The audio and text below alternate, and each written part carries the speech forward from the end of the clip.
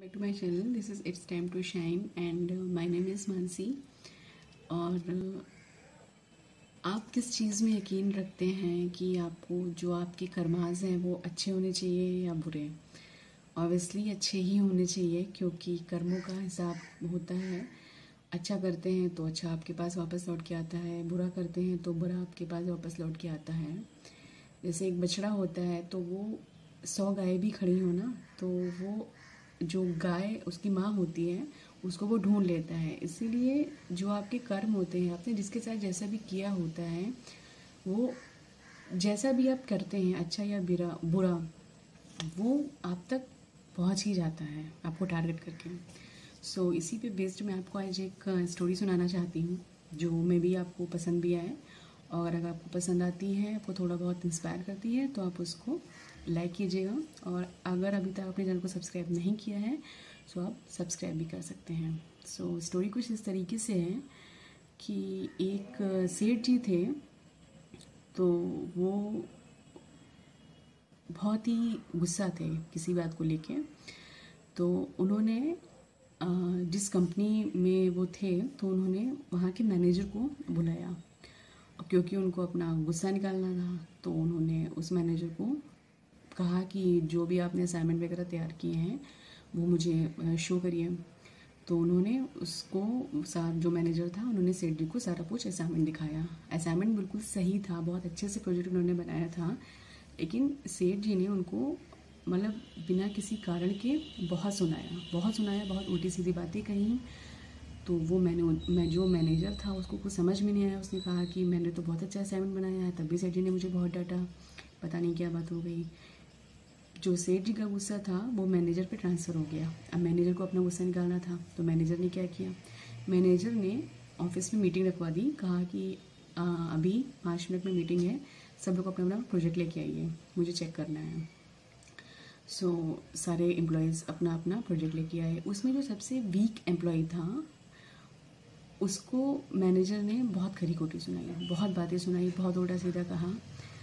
क्योंकि वो कमज़ोर था तो उसने कहा कि पता नहीं क्या बात है, आज कुछ ऐसा टफ था भी नहीं, मैंने पूरी कोशिश की अच्छा करने की, लेकिन पता नहीं क्या हुआ, मेरे साथ मुझ पर बहुत गुस्सा है। ऑफिस जब बंद हुआ तो उसके बाद वो निकला। अब उसको अपनी गुस्सा कहीं और ट्रांसफ़र करनी थी। उन्होंने क्या किया, जो ऑफिस का गार्ड था उस गार्ड के ऊपर अपनी गुस्सा निकाल दी, बिना बात के ही उसको बहुत उल्टा सीधा कहा। उसके बाद अब गार्ड अपने घर गया। घर पे जब वो पहुंचा तो उसने अपनी बीवी से खाना मांगा, तो उसकी बीवी ने खाना उसको दिया। अब खाना जो बना था उसको अपनी जो गुस्सा थी वो निकालनी थी अपनी बीवी पे। उसने क्या किया, उसने अपनी बीवी से कहा कि तुमने मेरी पसंद की सब्ज़ी क्यों नहीं बनाई है, मुझे ये सब्ज़ी नहीं पसंद है, तुम्हें मेरी पसंद की सब्ज़ी बनानी चाहिए थी। तो उसकी बीवी ने कहा कि तुम पूरे दिन के बाद घर आते हो, तुम मुझसे 5 मिनट ढंग से बात नहीं करते हो, बिना बात के लड़ाई कर रहे हो, क्या बात है। उसने उसको बहुत उल्टा सीधा सुनाया। उसके बाद उसकी बीवी का पूरा मूड ख़राब हो गया। तो वो अंदर जाके कमरे में उसने अपने बच्चे पे गुस्सा निकाली। कहा कि तुम दिन भर फ़ोन देखते रहते हो, दिन भर मोबाइल देखते रहते हो, दिन भर टीवी देखते रहते हो, पढ़ाई लिखाई तुम्हें नहीं करनी है, जो भी बात हो। उसके बच्चे को बहुत गुस्सा आया। उसने कहा कि आप लोगों की लड़ाई में हमेशा गुस्सा मुझ पे निकाली जाती है, मेरी तो कोई गलती भी नहीं होती है। वो गुस्से में घर से बाहर निकल गया और रोड पे टहल रहा था।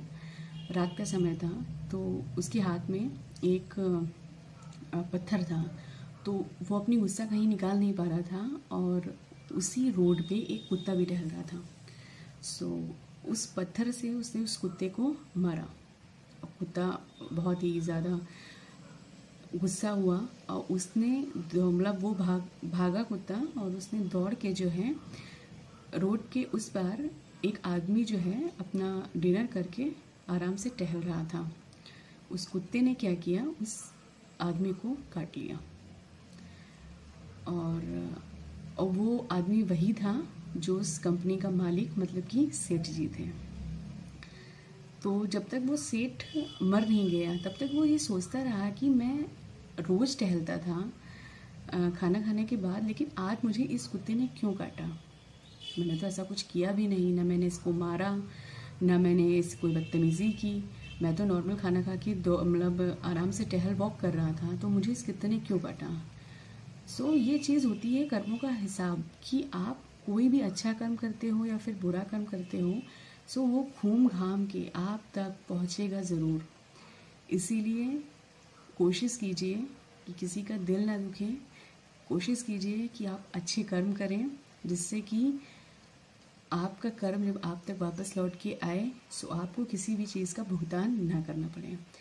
अगर आपको ये स्टोरी अच्छी लगी हो, so please like and subscribe my channel. Thank you.